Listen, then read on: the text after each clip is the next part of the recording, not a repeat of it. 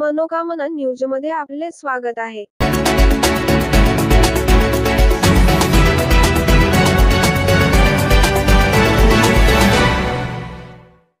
81,800 रुपयांचे MD mephedrone drugs जप्त, एक महिलेसह 4 जणांविरुद्ध गुन्हा दाखल.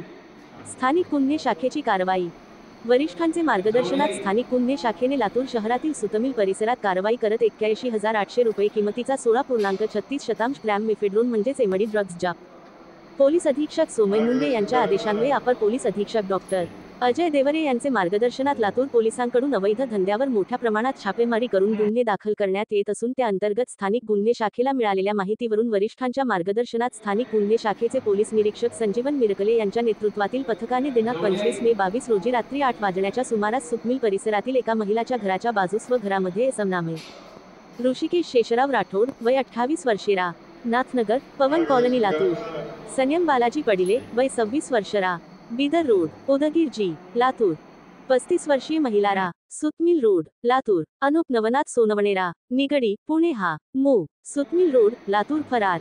एमडी मेफेड्रोन ड्रग्ज यांनी अवैध विक्री करण्यासाठी अनुप नवनाथ सोनवणे याची पत्नीने अवैध विक्री करण्यासाठी स्वतःच्या घरामध्ये बाळगलेले अंमली पदार्थ 2 पिशवीसह एकूण 16.36 ग्रॅम वजनाचा 81,800 किमतीचा अंमली पदार्थ एमडी, गुन्ह्यात वापरलेले वेगवेगळ्या कंपनीचे 04 मोबाईल, एमडी ड्रग्ज वजन करण्यासाठी वापरण्यात आलेल्या वजन काटा असा एकूण 2,82,300 रुपयांचा अंमली पदार्थ एमडी मेफेड्रोन ड्रग्ज हस्तगत करण्यात आला आहे. एमडी ड्रग्जची विक्री करताना मिळून आलेले एक महिला व 3 पुरुष अशा 4 जणांविरुद्ध पोलीस ठाणे शिवाजीनगर पोलीस ठाण्यात गुन्हा दाखल करण्यात आला असून त्यांना गुन्ह्यात अटक करण्यात आलेली आहे, तर फरार आरोपी अनुप सोनवणे याचा शोध सुरू आहे. शिवाजीनगर पोलीस ठाणे आमचे पोलीस अधिक तपास करत आहेत. सदरची कारवाई पोलीस अधीक्षक सोमय मुंडे, अपर पोलीस अधीक्षक डॉक्टर अजय देवरे यांचे मार्गदर्शनात स्थानिक गुन्हे शाखेचे पोलीस निरीक्षक संजीवन मिरकले यांच्या पथकातील पोलीस उपनिरीक्षक राजाभाव घाडगे, पोलीस अंमलदार युवराज गिरी, अर्जुन राजपूत, रियाज सौदागर, साहेबराव हाके, मोहन सुरवसे, नाना भोंग, सचिन दरेकर, मनोज खोसे, गोविंद भोसले, राहुल कांबळे, नितीन कठारे, चंद्रकांत डांगे, बंडू मिटुरे, प्रदीप चोपणे यांनी केली आहे.